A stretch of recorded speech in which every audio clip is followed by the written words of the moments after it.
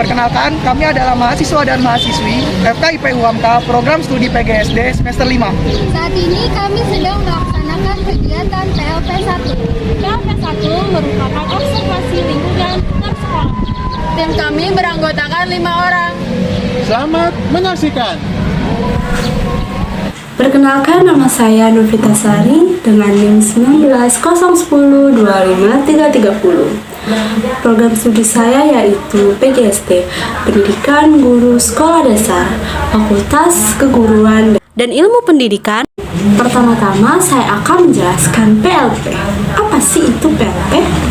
PLP 1 ialah tahapan pertama di mana mahasiswa menjalani proses yang dilakukan untuk mempelajari aspek pembelajaran dan pengelolaan pendidikan di satuan pendidikan. Lalu apa saja sih yang diobservasi?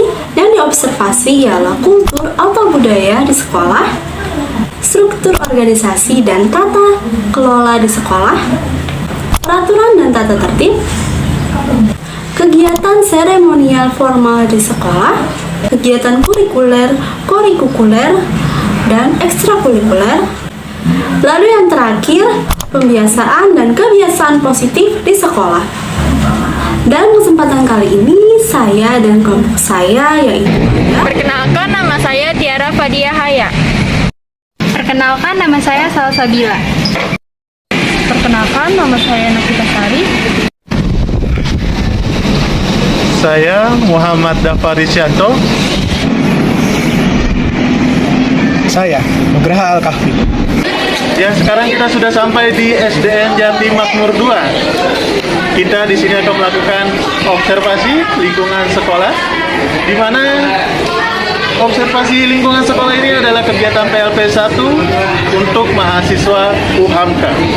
Selanjutnya kita akan melihat bagaimana suasana atau kegiatan sekitar di SDN Jati Makmur 2.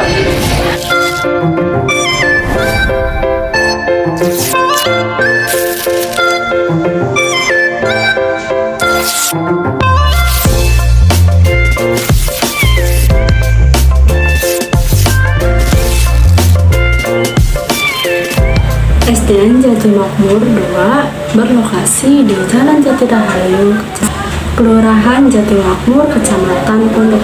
Kali ini saya berkesempatan untuk mewawancarai Ibu Iis Kaswati selaku Kepala Sekolah dan Guru Pamong yaitu Pak Marianto SPD.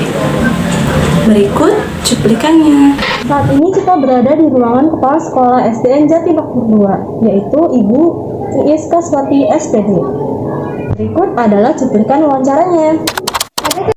Nah, dari visi dan misi itu karakteristik seperti apa yang Ibu ingin kembangkan, yang ingin sekolah kembangkan untuk peserta didik? Karakteristik yang ada di SDN Jati Makmur 2 tentunya kita berarah ke visi dan misi ya, yang itu diantaranya ada cerdas, berakhlak mulia ya.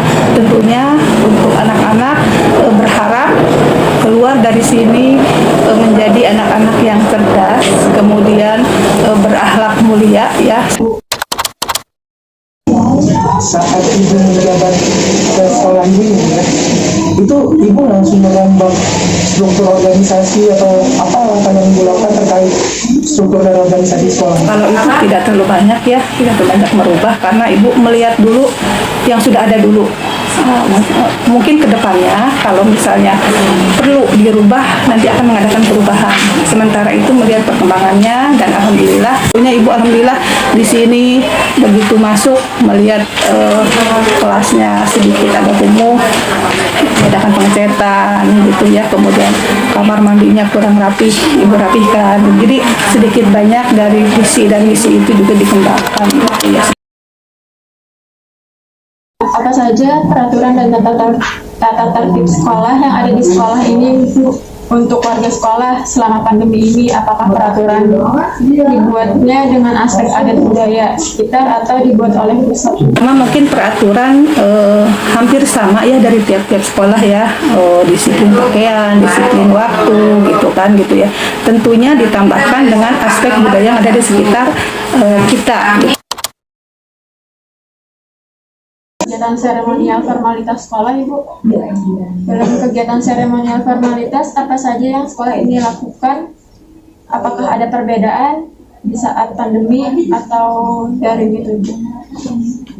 Kegiatan seremonial formalitas ya, antara daring dengan luring ya. Kalau daring mungkin tidak semaksimal pada waktu luring gitu ya. Kalau luring mungkin kan ada siswanya, ada gurunya, ada anaknya. Jadi kegiatan-kegiatan yang sifatnya kegiatan di sekolah itu bisa terlaksana dengan baik.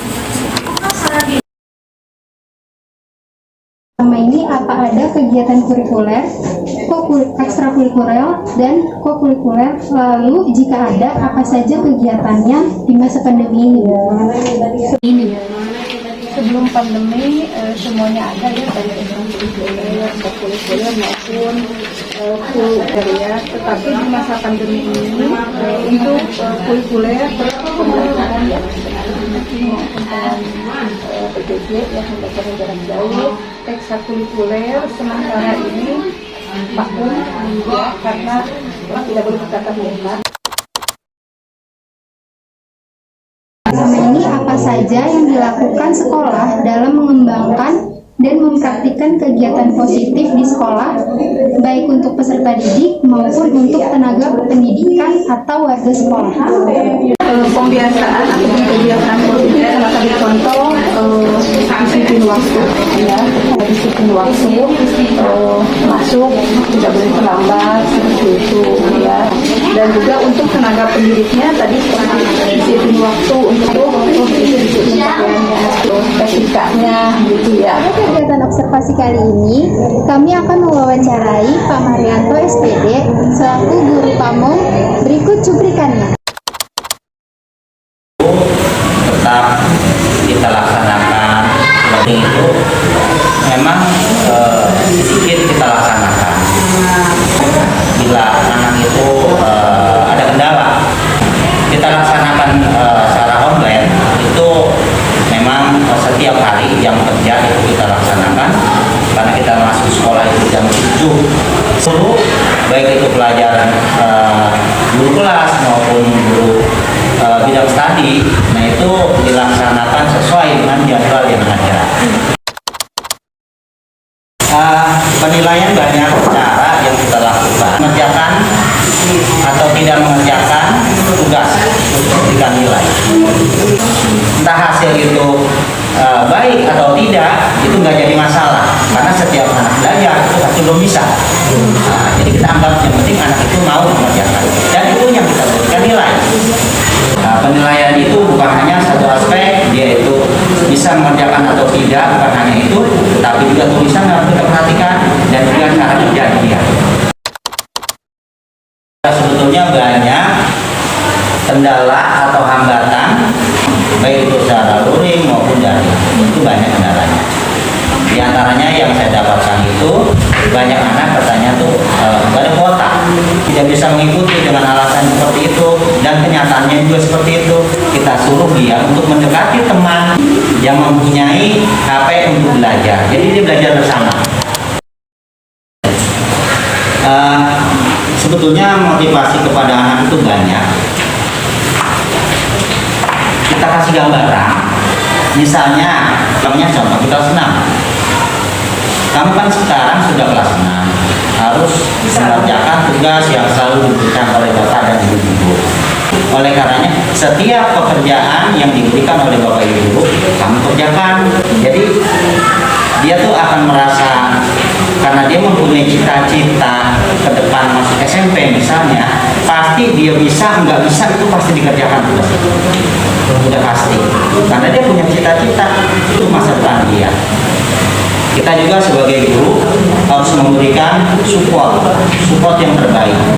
SD Jati Makmur 2 telah melaksanakan pembelajaran tatap muka terbatas atau PTMT. Selama pembelajaran berlangsung, SD Jati Makmur 2 telah mengikuti protokol kesehatan sesuai dengan arahan pemerintah. Itu mencuci tangan sebelum masuk ke sekolah, memakai masker, melakukan pengecekan suhu sebelum masuk ke sekolah, dan menjaga jarak. yang sedikitnya telah dijelaskan oleh Satgas COVID di sekolah. Tugas saya di sini adalah yang pertama mengabsen siswa yang akan masuk ke kelas dalam pembelajaran PTS tatap muka. Jadi sebelum anak mulai masuk ke ruang kelas di pintu gerbang itu ada alat yang bernama termogan. Nah, alat ini yang fungsinya untuk mengecek suhu. Apakah situasi pada saat hari ini suhu anak tersebut di bawah normal atau tidak, karena suhu yang diperbolehkan yaitu kisaran 36 derajat Celcius sampai 37 ke atas. Kemungkinan anak ini bermasalah dan tidak diperkenankan masuk. Saat ini SDN Jatimbangun 2 telah melaksanakan kegiatan pembelajaran tatap muka. Nah, sekarang di dalam kelas ini sedang ada kegiatan proses pembelajaran. Bagaimana prosesnya? Mari kita simak bersama. Karena kita sekolah kasih contoh yang mudah. Tujuannya biar kamu gampang untuknya. Cara jawabnya ini harus ada perkalian. Tadi Bapak lihat di sini. Terima kasih kepada pihak sekolah yang telah mengizinkan kami mengobservasi sekolah. Tak lupa pula, saya juga berterima kasih kepada dosen pembimbing yang telah membimbing kami. Terakhir, saya berterima kasih kepada teman-teman sekelompok sudah melakukan observasi ini bersama.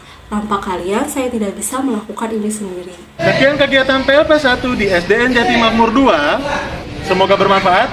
Terima kasih yang telah menonton. Jangan lupa untuk Like, and subscribe. Terima kasih. Wassalamualaikum warahmatullahi wabarakatuh.